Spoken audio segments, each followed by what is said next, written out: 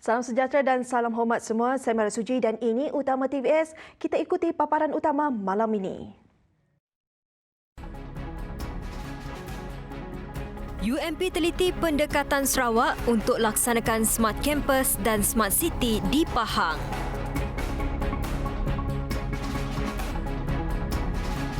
Apabila ia siap dibina pada penghujung tahun ini, Menara Panggau Dayak bakal menjadi satu lagi ikonik kebanggaan Sarawak. Pembinaan projek Lebuh Raya Pen Borneo LPB Fasa 2 Sarawak dari Limbang ke Lawas dijangka siap pada 2028. Sepasang kekasih dihadapkan ke Mahkamah Magistrat Miri atas pertuduhan membunuh seorang lelaki. Pembangunan bandar pintar atau Smart City di beberapa bandar utama Sarawak telah menarik minat Universiti Malaysia Pahang. Menurut Naib Chancellor UMP, Profesor Datuk Dr. Yusri Zainuddin, pihaknya akan meneliti sama ada pendekatan yang dilaksanakan untuk bandar pintar di Sarawak dapat digunapakai di UMP serta di Pahang secara keseluruhan. Jelas beliau pihaknya akan menggunakan kepakaran sedia ada bagi menjalankan tugas sebagai pemberi khidmat nasihat kepada rakyat negeri Pahang.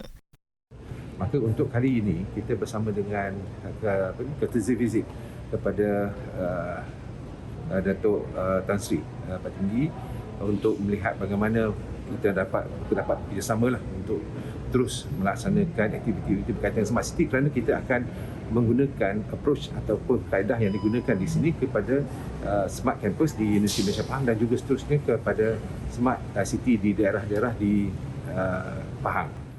Beliau berkata demikian ketika ditemui media selepas mengadakan kunjungan hormat kepada Premier Sarawak Datuk Patinggi Tan Sri Abang Johari Tun Openg di pejabatnya pada Isnin. Kunjungan diketuai oleh pengerusi UMP Tan Sri Abdul Aziz Abdul Rahman dan merupakan kunjungan kedua daripada pihak UMP. Dalam pada itu, pihaknya juga akan mengadakan lawatan ke Sadek Equine Sarawak untuk melihat cara bagaimana membantu golongan orang kurang upaya OKU menunggang kuda. Di mana kita ingin melihat bagaimana potensinya, terutama sekali untuk membantu mereka yang disabled, ya, bagaimana menggunakan menunggang kuda untuk membantu disabled. Menara Panggau Dayak bakal menjadi satu lagi ikonik kebanggaan Sarawak apabila ia siap dibina penghujung tahun ini. Timbalan Premier Sarawak Dato' Ahmad Douglas Sugambas berkata selain pembinaan projek bernilai 1.3 juta ringgit itu, Premier Sarawak Datuk Patinggi Tan Sri Abang Johari Tun Openg turut memperuntukkan geran berjumlah 28 juta ringgit sebagai sokongan kepada program yang bakal dijalankan. Laporan Khairil Zarif.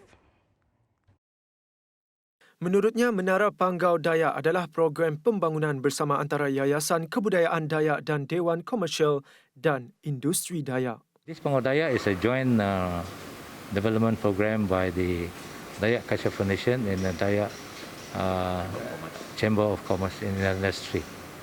So here you can see this building is the DCF, and the other building will be the CCI plus the apartment and so on. This project cost roughly about 1.3 million, 103 million. And we are very, very grateful to the state government. Number one, on the alienation of this prime land. You can see this area is a prime land. And number two, they are not only giving us land, they are also giving us grant amounting to 28 million to support our program. And that really enable us to carry out this project on time. Tambahnya, DCF akan mempunyai kemudahan seni baharu untuk para penari dan penghibur kebudayaan serta ruang galeri yang luas untuk pameran selain ruang pejabat tambahan bagi membolehkan DCF meneruskan peranannya dalam mempromosi dan memelihara warisan budaya Dayak. Mengenai DCCI pula, beliau berkata peranannya sebagai Dewan Perniagaan kepada masyarakat Dayak akan dipertingkat dengan penyediaan ruang pejabat untuk ahli perniagaan Dayak yang memulakan perniagaan di daerah lain di negeri ini.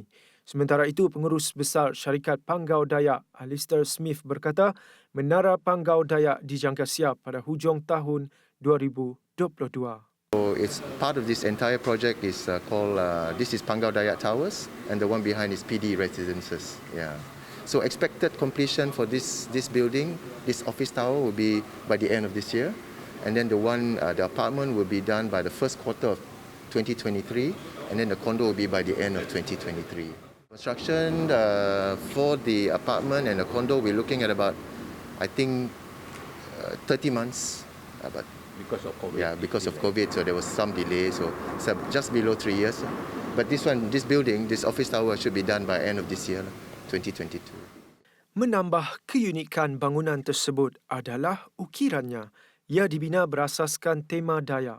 Baiklah, hari ini saya berada di Jalan Ong Tiang Sui di mana Timbalan Premier Sarawak Datuk Amar Douglas Uga Embas bersama dengan Menteri Pemodenan Pertanian dan Pembangunan Wilayah Negeri Datuk Seri Dr. Stephen Rundi Utom telah melawat tapak pembinaan bangunan Dayak Cultural Foundation DCF dan Dayak Chamber of Commerce and Industry DCCI. Dan ini adalah manifestasi jelas Premier Sarawak Datuk Patinggi Tan Sri Abang Johari Tun Openg, dan kalau dapat kita lihat di sini di sebelah kiri mempunyai Panggau Dayak Kondominium iaitu setinggi 11 tingkat, dan di tengah ini pula Panggau Dayak Apartment iaitu setinggi 6 tingkat.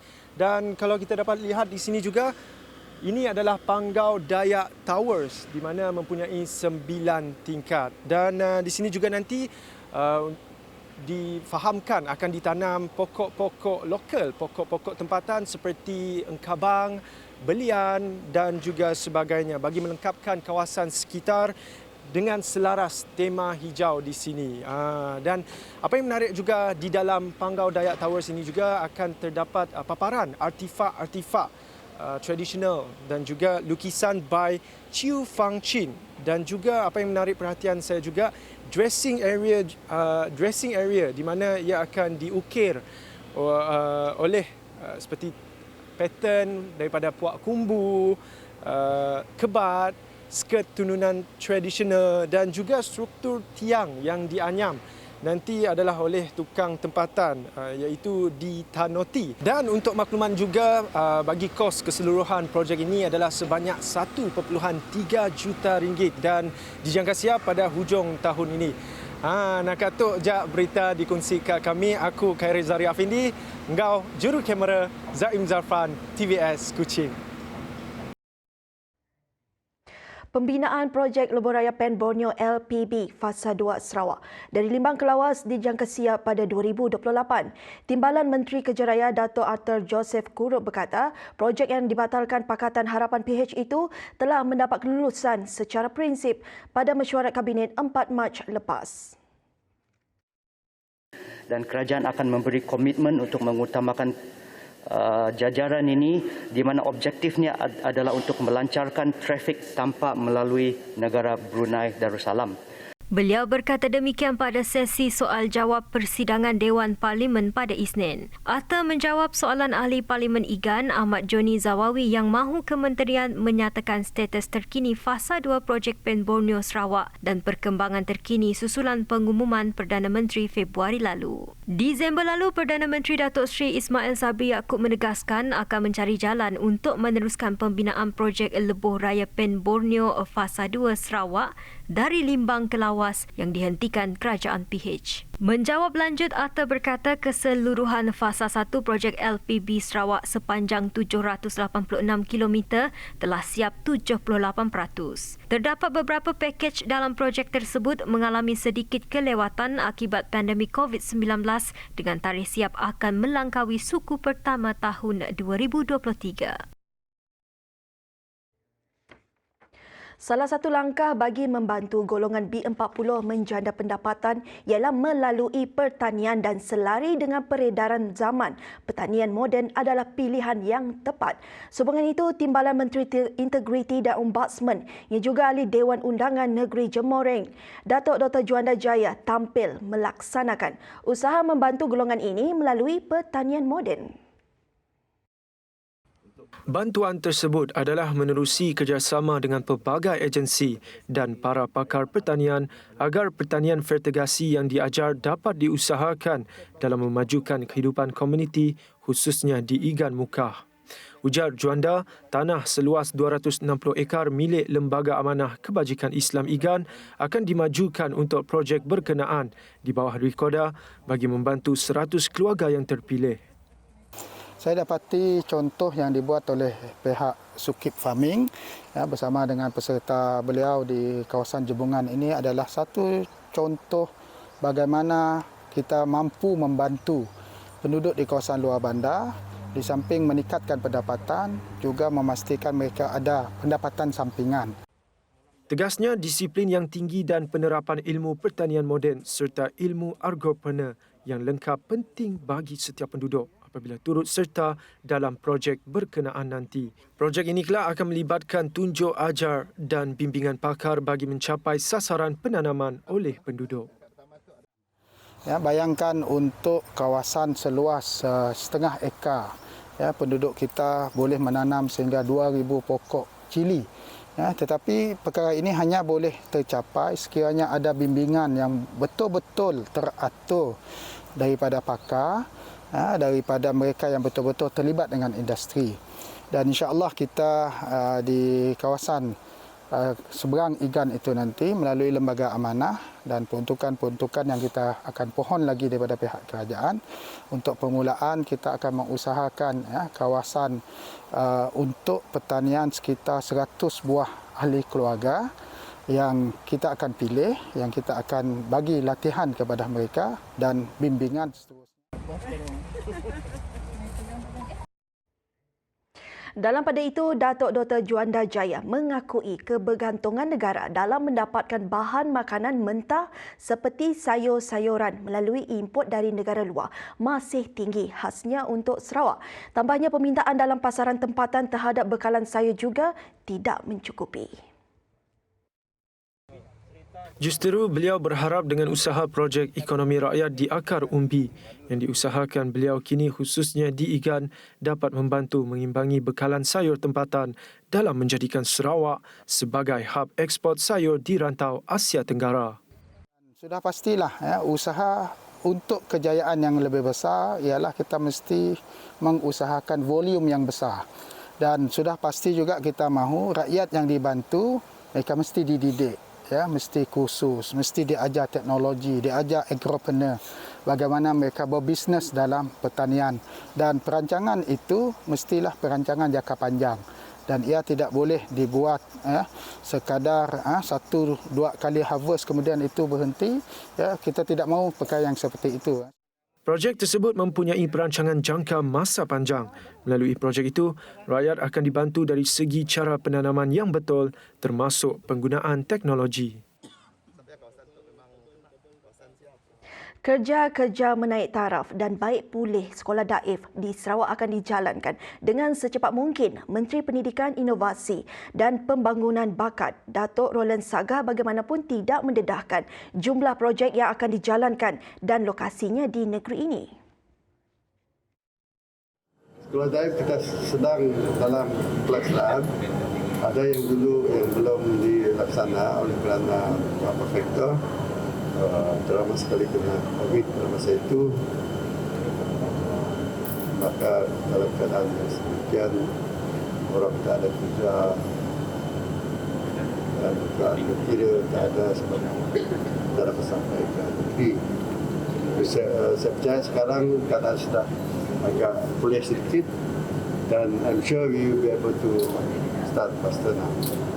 Beliau ditemui selepas mengadakan lawatan rasmi ke Pusat Biodiversiti Sarawak SBC pada Isnin. Bagaimanapun terdapat penangguhan bagi beberapa projek sekolah daif yang dipohon untuk ditempatkan semula oleh pihak pengurusan sekolah ekoran sering dilanda banjir. Menurutnya, ia tidak berbaloi sekiranya sekolah masih dibina di tapak sama, justru beberapa pihak pengurusan sekolah meminta untuk ditukar lokasi projek ke kawasan yang lebih tinggi. Terdahulu, Perdana Menteri Datuk Seri Ismail Sabri Yaakob berkata, kerajaan mengenal pasti sebanyak 1,022 sekolah daif di seluruh Sarawak untuk dinaik taraf dan dibaik pulih. Tegasnya, kerajaan pimpinannya tidak akan berkompromi dalam hal pendidikan, terutama bagi memberi keselesaan kepada pelajar. Sementara itu, mengulas mengenai Pusat Biodiversiti Sarawak SBC, Datuk Roland Saga berkata pusat berkenaan berpotensi untuk memacu pertumbuhan industri bio di negeri ini. Katanya pengkomersilan dan inovasi produk berasaskan bio secara tidak langsung memberi kesedaran terhadap kepentingan tumbuh-tumbuhan asli di Sarawak. All those purposes which relates to discoveries that can give us a better life in terms of for food, for medicine, or for even for our well-being. And some even want to get much fairer.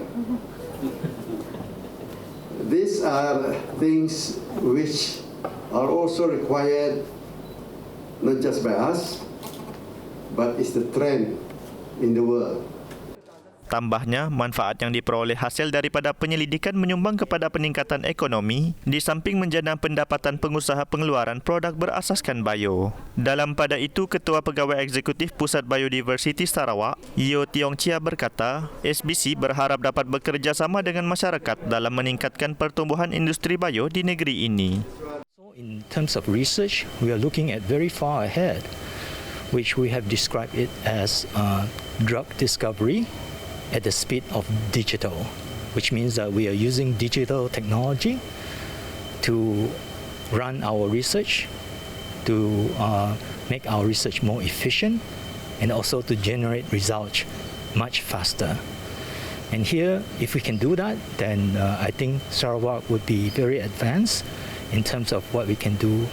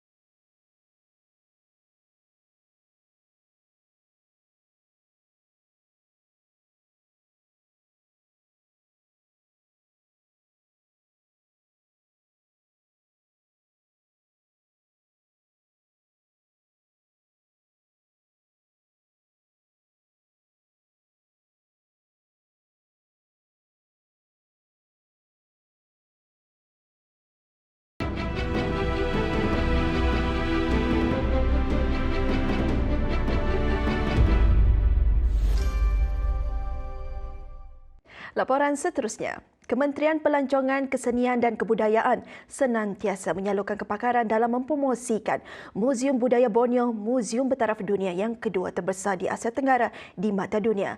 Menurut Menterinya, Datuk Seri Nancy Shukri, ikon kebanggaan keluarga Malaysia di Sarawak ini akan terus mengangkat nama Malaysia di mata dunia, seterusnya menjadikan Sarawak destinasi pilihan pelancong dalam dan luar negara. Dia Borneo Cultures Museum. Dia lebih kepada kebudayaan, artifak-artifak yang menggambarkan kebudayaan. Museum yang satu tu masih ada. Jadi ini Borneo Cultures punya ni museum yang menunjukkan apa yang common dalam island Borneo itu ya. Ada mereka tanda baru ke tak? Ada. Kira sendiri lagi. Tapi kita Motek banyak membantu juga dari segi kepakaran kita. Beliau berkata demikian selepas merasmikan program Motek bersama penggiat industri dan program bicara ilmu di Johor Bahru. Muzium ikonik serba baharu itu mempamerkan lebih 1,000 artifak mewakili budaya dan sejarah Sarawak yang menakjubkan. Ia akan dibuka kepada umum mulai 9 Mac secara percuma selama 3 bulan. Sebagai sebuah repositori bertaraf dunia, muzium berkenaan juga mampu menarik ahli akademik dan penyelidik dari institusi tempatan mahupun antarabangsa. Malaysia sudah bersiap sedia membuka sempadan kepada pelancong asing. Pembukaan itu kelak akan diumumkan Perdana Menteri Datuk Seri Ismail Sabri Yaakob dalam masa terdekat. Untuk tujuan itu, Kementerian Pelancongan Seni dan Budaya telah bersiap siaga untuk menerima kehadiran masuk pelawat antarabangsa ke negara ini. InsyaAllah kami, insyaAllah PM akan announce dalam masa terdekat lah. PM saja yang announce. Persediaan Kementerian Pelancongan macam mana? Kita bersiap sedia. Kita dah sedia dah. Datuk, ini termasuk pembukaan di Causeway jugalah ya? Sempadannya? Semuanya. Kita terbuka sekali. Seluruh. Okey, thank you YB. Pembukaan sempadan itu turut merangkumi Singapura yang sebelum ini hanya berdasarkan sistem laluan perjalanan lengkap vaksin VTL. Baru-baru ini, Perdana Menteri mengesahkan sempadan negara akan dibuka semula tidak lama lagi. Ia bagi membolehkan orang ramai yang sudah lama tidak bertemu sanak saudara dan sahabat handai dapat bersama-sama pada Hari Raya Aidilfitri pada Mei nanti. Seramai 40 penerima bantuan kewangan diundang sebagai wakil penggiat industri pelancongan negeri Johor. Selain itu, sebanyak bayaran RM9,000 juga diberikan kepada syarikat pengendali pelancongan dan agensi pengembaraan berlesen dan syarikat program Malaysia Rumah Keduaku MN2H. Menteri Pelancongan Seni dan Budaya Datuk Seri Nancy Shukri memaklumkan kesemua bayaran tersebut akan dilaksanakan sebanyak 2 kali bermula Mac dan pada Mei nanti. Manakala SPA dan PUK iaitu Pusat Urut Kaki tadi akan menerima sebanyak RM3,000. Bagi pemandu pelancong, mereka akan menerima sebanyak RM1,500 dan pengusaha inap desa ataupun homestay sebanyak RM1,800. Beliau ditemui pada majlis kempen Jom Balik Kampung Homestay Malaysia, anjuran Tourism Malaysia. Tourism Malaysia sebelum ini giat mempromosikan kempen Jom Balik Kampung Homestay Johor 1.0 dari 18 sehingga 25 Disember 2021 dengan mengetengahkan 7 buah inap desa di pelbagai platform media masa dan media sosial. Sasaran seterusnya adalah untuk terus mempromosikan keistimewaan 27 inap desa di Johor dan 9 inap desa di Melaka melalui kempen Jom Balik Kampung Homestay Johor 2.0 dan Negeri Melaka. Kempen Jom Balik Kampung Homestay Malaysia akan diperluaskan ke seluruh negara untuk meningkatkan pendapatan para pengusaha inap desa yang terjejas akibat pandemik COVID-19. Pusat Kecemerlangan Teknikal Sarawak atau dikenali sebagai Saintex bersama Huawei bekerjasama mengadakan satu program latihan jangka pendek iaitu Digital Talent Competency Series yang melibatkan latihan wireless and microwave hardware installation. Program latihan yang berlangsung selama 5 hari itu akan merangkumi pemansangan peranti, penyelenggaraan dan keselamatan selain merapatkan jurang industri ICT awam menerusi sijil perindustrian dari Saintex dan Huawei. Program latihan itu diadakan bagi membantu mengasah kemahiran peserta untuk mendapatkan pekerjaan dalam bidang industri yang berkaitan.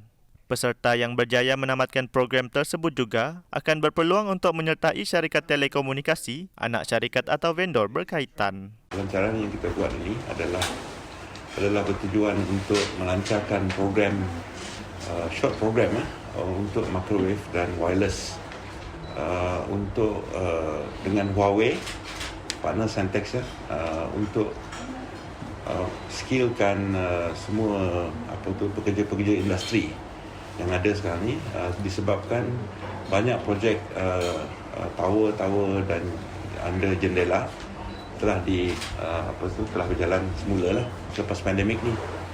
Jadi apa yang kita buat hari ini kita ada 14 orang pekerja daripada industri subkontraktor dengan Huawei untuk training lah untuk 5 hari dekat Sentex. Tambah beliau, pada waktu ini hanya kampus Kuching sahaja yang mengadakan program latihan digital atas faktor kelengkapan fasiliti yang disediakan. Kita ada 6 kampus kan di seluruh Sarawak, tapi yang untuk digital ni kita ada kampus yang cukup dengan equipment ni ada di Kuching saja waktu ni. Kita ada wireless facility, kita ada microwave, data center dan telecommunication energy facility dekat sini saja. Huawei akan membekalkan peralatan latihan simulasi 5G yang dipanggil 5G Star bagi menyokong Sentex untuk membangunkan latihan praktikal 5G. Ini sekaligus menjadikan Sentex dan Sarawak sebagai tempat latihan serta negeri pertama yang mempunyai peralatan latihan simulasi tersebut di Malaysia. Tak lama lagi Huawei akan bekalkan peralatan pertama dekat Malaysia ni, 5G sistem yang kita akan letak training kat sinilah. Jadi maksudnya tadi kita dah ready untuk training 5G lah untuk Malaysia. Bahkan fasiliti ni dekat Sarawak, dekat Malaysia ni satu je, dekat Sentex saja. Dan yang lain tu dekat China lah. Training 5G ni Sarawak akan jadi tempat yang pertama lah dekat Malaysia. Bagi mendapatkan maklumat lanjut, orang ramai boleh melayari laman web rasmi Sentex. Sebanyak 350 pokok ditanam di pesisir pantai Kelab Golf Miri oleh Jabatan Hutan Sarawak sempena Hari Wanita 2022. Pegawai Hutan Wilayah Miri, Ahsan Odau, memaklumkan program tersebut dijalankan dengan kerjasama Kementerian Pembangunan Wanita, Kanak-kanak dan Kesejahteraan Komuniti. Antara lain, program juga merupakan sebahagian daripada kempen Green Sarawak dan 100 juta pokok ditanam di Malaysia 2021 hingga 2025. Seramai 50 orang peserta Hari Wanita dan 30 pegawai dari Pejabat Hutan Wilayah Miri serta staf Kelab Golf Miri terlibat dalam program tersebut. Ahsan berkata ini merupakan kali pertama Kementerian Pembangunan Wanita, Kanak-kanak dan Kesejahteraan Komuniti berkolaborasi dengan Jabatan Hutan Sarawak untuk kempen penanaman pokok dan berharap untuk bekerjasama lagi pada masa akan datang. Sementara itu, Menteri Pembangunan Wanita, Kanak-kanak dan Kesejahteraan Komuniti Datuk Seri Fatimah Abdullah menyatakan keterujaannya atas inisiatif jabatan melestarikan alam sekitar sempena Hari Wanita. Parti Pesaka Bumi Putera Bersatu PBB Ranting Kampung Sarike memperkasakan peranannya dalam mengenal pasti bentuk bantuan yang diperlukan masyarakat di kawasan itu. Ketua Ranting PBB Kampung Sarike Ahmad Adai berkata, komitmen itu bukan bermusim, sebaliknya dilaksanakan secara berterusan bagi memastikan penduduk mendapat manfaat. Antara fokus utama ialah bantuan pendidikan, baik pulih rumah, bantuan nelayan dan usahawan selain memberi tumpuan terhadap pembangunan sosial dan ekonomi golongan muda. Jadi fokus kita ialah untuk membantu peniaga-peniaga dan usahawan-usahawan yang ada di Sarike ini. Antara lainnya kita akan membantu untuk mereka mendapatkan bantuan-bantuan yang diberikan oleh kerajaan. Dan yang mana kebanyakan daripada mereka tidak tahu yang banyak bantuan-bantuan daripada kerajaan yang mereka belum mendapat bantuan daripada sumbangan tersebut. Bagi melaksanakan hasrat itu, Jawatankuasa Ranting Parti akan bekerjasama dengan pelbagai pihak khususnya agensi yang berkaitan. Malah katanya seluruh jentera parti berganding bahu untuk memastikan setiap rancangan dapat direalisasikan. Terdahulu, Ranting PBB Kampung Sarike mengadakan mesyuarat agung 3 tahun sekali TTS yang menyaksikan kesemua ahli jawatankuasanya menang tanpa bertanding.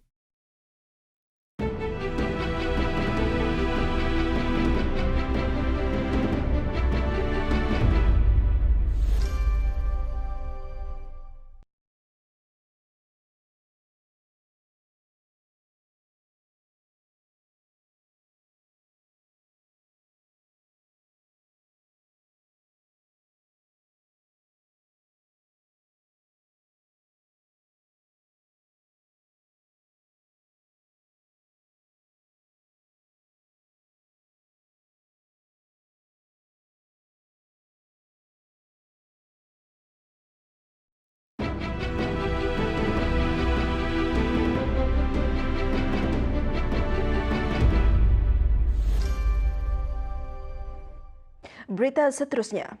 Sepasang kekasih dihadapkan ke Mahkamah Magistrate Miri pada Isnin atas pertuduhan membunuh seorang lelaki.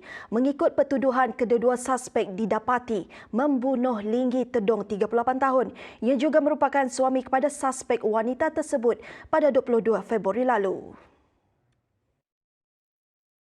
Pertuduhan terhadap kedua-dua suspek, Tony Iri 25 tahun dan Diana Jangak 35 tahun, dibuat di hadapan Magistrat Leona Dominic Mojiliu. Bagi kesalahan itu, tertuduh didakwa mengikut Seksyen 302 Kanun Keseksaan dibaca bersama Seksyen 34 Akta yang sama yang memperuntukkan hukuman gantung sampai mati jika sabit kesalahan. Pihak Polis Diraja Malaysia PDRM yang diwakili oleh ASP Joyce Sagai sebagai pegawai penyiasat, manakala kedua-dua suspek tidak diwakili peguam. Mahkamah menetapkan tarikh sebutan semula kes pada 25 April nanti. Terdahulu, kedua-dua suspek ditangkap Jabatan Siasatan Jenayah JSJ Miri pada 23 Februari lalu susulan penemuan satu mayat sekitar jam 10.45 pagi berhampiran ladang kelapa sawit di Paroh Suai Miri. Susulan kejadian itu turut dijumpai senjata api serta kelongsong peluru yang dipercayai digunakan dalam insiden pembunuhan itu.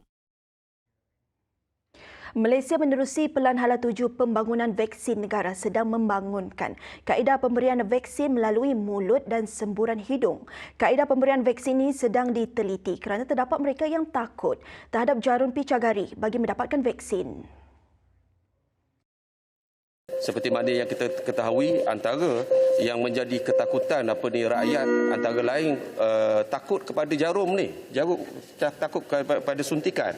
Maka antara pembangunan yang sedang dibangunkan adalah pemberian vaksin secara oral dan juga secara nasal spray. Katanya Pelan Hala 7 Pembangunan Vaksin Negara tidak tertumpu kepada penghasilan vaksin COVID-19 semata-mata, tetapi ia juga melibatkan kapasiti secara umumnya bagi membolehkan Malaysia menghasilkan vaksin untuk penyakit manusia secara tempatan. Buat masa ini, Malaysia hanya mempunyai kapasiti untuk menghasilkan vaksin haiwan sahaja. Beliau turut menyatakan terdapat beberapa yang telah melepasi fasa praklinikal dan selepas ini akan menjalani ujian terhadap manusia. Dan insya-Allah kalau melihat kepada tahap kajian yang telah dilaksanakan itu, dalam tahun 2024 kita ada calon untuk vaksin COVID-19 yang pertama. Pejabat Kesihatan Kota Kinabalu menjalankan operasi penguatkuasaan bersepadu bersama polis Diraja Malaysia, Majlis Keselamatan Negara dan Dewan Bandaraya Kota Kinabalu bagi memastikan rakyat Sabah sentiasa mematuhi SOP ditetapkan. Pegawai Kesihatan Daerah Kota Kinabalu, Dr. Suhaila Osman berkata, operasi yang dijalankan adalah melibatkan penguatkuasaan akta dan peraturan berkaitan kesihatan awam iaitu Akta Makanan 1983, Peraturan-Peraturan Kawalan Hasil Tembakau 2004, Peraturan-Peraturan Kebersihan Makanan 2009, Akta Pencegahan dan Pengawalan Penyakit Berjangkit 1984. Dalam pada itu, Dr. Suhaila berkata operasi bersepadu merupakan antara faktor kes harian di Sabah semakin menurun. Menurutnya, inisiatif Jabatan Kesihatan Negeri Sabah bersama agensi kerajaan berjaya menunjukkan keberkesanan. So, ini adalah sebagai operasi bersepadu yang kita buat beramai-ramai. Badan pemantauan secara berkala memang kami turun dan buat kepada kawasan-kawasan di Kota Kinabalu untuk mengingatkan masyarakat. So that is, I think, one of the factor why the number of cases are going down now. Beliau berkata demikian dalam sidang media selepas menjalankan operasi bersepadu bersama agensi kerajaan di sekitar Bandaraya Kota Kinabalu pada Isnin. Baiklah, sekian sahaja utama untuk malam ini. Anda akan bersama dengan Februari James untuk segmen Jendela Global. Silakan Februari. Terima kasih Maria, saya Februari James dan ini Jendela Global.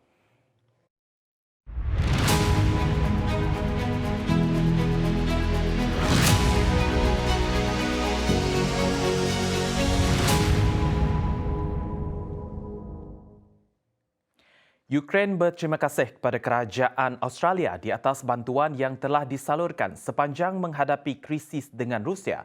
Ucapan tersebut disampaikan Perdana Menteri Ukraine Volodymyr Zelensky menerusi panggilan telefon. Zaini Ahmad ada butirannya. Peperangan di Ukraine dan Perdana Menteri Volodymyr Zelensky hari ini menghubungi rakan sejawatnya Scott Morrison mengucapkan terima kasih atas bekalan senjata dan peluru berpandu yang dihantar oleh Australia ke negara Eropah Timur itu yang kini diserangi tentera Rusia. Perbualan telefon antara dua pemimpin itu sejurus selepas ketibaan senjata dan peluru berpandu dari Australia yang tiba di Ukraine. Zelensky turut menyatakan kebimbangan beliau terhadap serangan tentera Rusia ke atas loji nuklear di Zaporizhia yang mungkin mengakibatkan kebocoran yang mampu melepaskan bahan racun radioaktif ke udara. Australia adalah antara negara yang telah memberi sokongannya terhadap resolusi yang dikeluarkan oleh Pertubuhan Bangsa-Bangsa Bersatu mengecam tindakan Rusia, juga menyokong langkah Mahkamah Jenayah Antarabangsa di The Hague, Belanda. Hampir 13,500 warga kelahiran Ukraine kini menetap di Australia, menggesa kerajaan Scott Morrison untuk mengeluarkan visa khas untuk sanak saudara yang mahu lari dari peperangan. Dari krisis buatan manusia ke bencana alam sekitar pula, dana hujan lebat serta banjir kilat terus mengancam Queensland dan New South Wales. Di Queensland, angka kematian meningkat ke 12 mangsa akibat banjir paling teruk sejak tempoh sedekad ini. Amaran cuaca buruk kini dikeluarkan kepada semua penduduk di persisiran pantai New South Wales dari Coffs Harbour di utara negeri ke Bega di selatan. Hujan lebat yang diramal turun dijangka akan menyebabkan banjir kilat di bandar Sydney.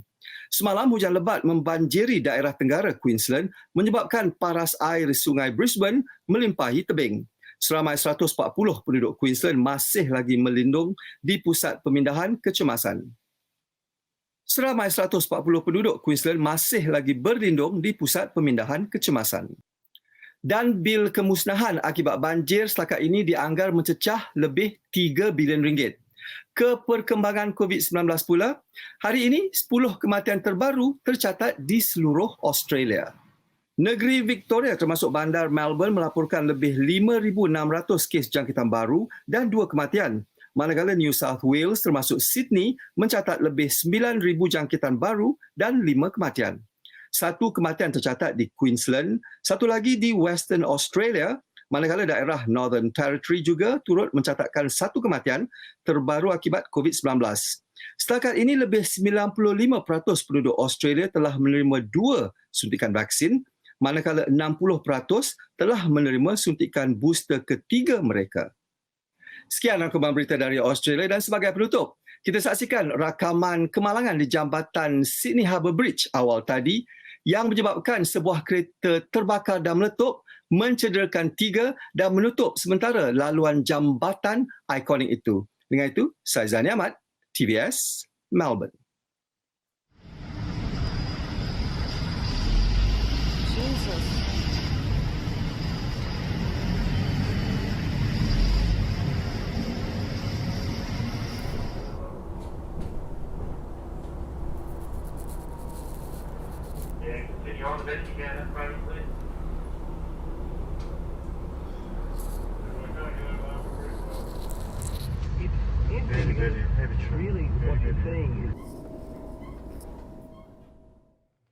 Ini pula perkembangan dari Indonesia. Kes harian COVID-19 menunjukkan angka penurunan di Jakarta, Indonesia. Justru kerajaan Indonesia meminta kerjasama semua untuk terus memainkan peranan membantu menangani pandemik COVID-19. Ridwan Sirgar ada perinciannya. Ya, berdasarkan data terakhir hari Minggu 6 Maret dari Kementerian Kesehatan Indonesia, kasus COVID-19 menunjukkan kabar baik dengan kasus aktif konsisten menunjukkan tren penurunan. Kini angka kasus aktif COVID-19, yaitu mereka yang dirawat di rumah sakit dan juga melakukan isolasi mandiri, sudah di bawah 500.000 kasus per hari. Menurut data dari website Kementerian Kesehatan Indonesia, pada hari Minggu kasus COVID-19 berada di angka sekitar 475.000 orang, yang diikuti oleh angka kesembuhan yang juga konsisten meningkat. Jumlah pasien yang sembuh per hari Minggu juga meningkat naik dibandingkan dengan kasus konfirmasi yang juga lebih rendah dari hari sebelumnya. Selain angka kasus aktif dan kesembuhan yang menunjukkan tren positif, angka perawatan pasien juga masih terkendali dengan tingkat keterisian tempat tidur isolasi untuk perawatan COVID-19 per hari ini mencapai 29% dari total kapasitas nasional. Begitu pula dengan aktivitas testing spesimen yang diupayakan tetap naik. di mana pemerintah Indonesia terus berkomitmen mempertahankan fasilitas pelayanan kesehatan nasional dan mempersempit ruang penyebaran virus melalui testing, tracing, dan treatment demi mengontrol pandemi. Pemerintah juga terus mendorong kolaborasi masyarakat melalui kesediaannya untuk tetap melakukan protokol kesehatan secara ketat dan mempertahankan diri lewat vaksinasi lengkap maupun booster. Ridwan Siregar, TVS, Jakarta. Dalam pada itu, bermula hari ini pihak kerajaan Indonesia telah membenarkan pelancong dari luar negara untuk masuk ke Bali tanpa perlu menjalani kuarantin. David Andreas ada perinciannya. Aturan ini diambil untuk memudahkan para pelaku perjalanan luar negeri atau PPLN yang akan berwisata ke Pulau Dewata tersebut. Dengan demikian, diharapkan geliat ekonomi masyarakat bisa kembali bergairah. Pemerintah menyebut kebijakan ini diambil atas pertimbangan para pakar kesehatan dengan memperhatikan kondisi pandemi di tanah air yang kian hari kian membaik. Semula, rencana pemberlakuan aturan ini baru akan diterapkan pada 14 Maret mendatang. Presiden Joko Widodo memutuskan untuk memajukan rencana ini sepekan lebih awal. Dalam rapat terbatas dengan Presiden, Luhut Binsar Panjaitan mengatakan, aturan ini masih dalam tahap uji coba dan akan terus dievaluasi. Jika nantinya dinilai berhasil, maka tidak menutup kemungkinan kebijakan serupa akan diterapkan di daerah-daerah lain, bahkan diterapkan secara nasional. Presiden juga telah menyetujui untuk dapat melakukan uji coba tanpa karantina bagi PPLN sejak 7 Maret. Saya ulangi, sejak 7 Maret 2022 di Provinsi Bali.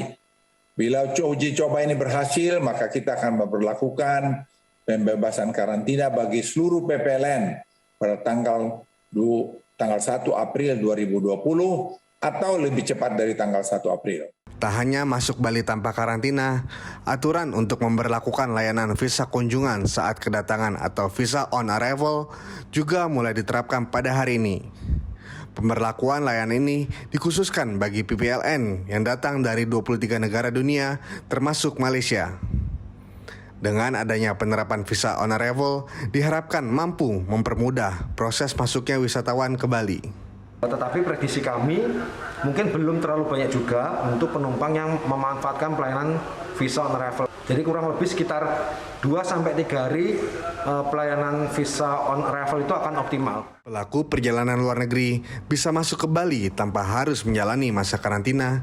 Aturan ini hanya berlaku bagi orang yang sudah mendapatkan vaksin booster, baik yang datang melalui jalur udara maupun jalur laut. Beberapa syarat ketat turut mengikuti aturan yang berlaku ini. Protokol kesehatan yang wajib dijalankan, dan juga syarat tes swab PCR yang harus negatif. 10 juta wisatawan domestik dan hampir 7 juta wisatawan asing sempat kehilangan lebih 90% pengunjung wisatawan asing selama 2 tahun terakhir. Begitu juga dengan wisatawan domestiknya yang turun sebanyak 50%. Keputusan uji coba tanpa karantina ini menjadi kabar gembira bagi para wisatawan dan juga para pelaku pariwisata. Pasalnya, aturan ini dijangka mampu meningkatkan kunjungan wisatawan dan juga kembali menggerakkan roda perekonomian Bali. David Andreas melaporkan untuk TVS. Laporan itu tadi mengakhiri Jendela Global untuk malam ini. Teruskan kesetiaan anda dengan TVS di saluran 122 Astro dan My Freeview. Saya Pepe James, salam hormat dan jumpa lagi.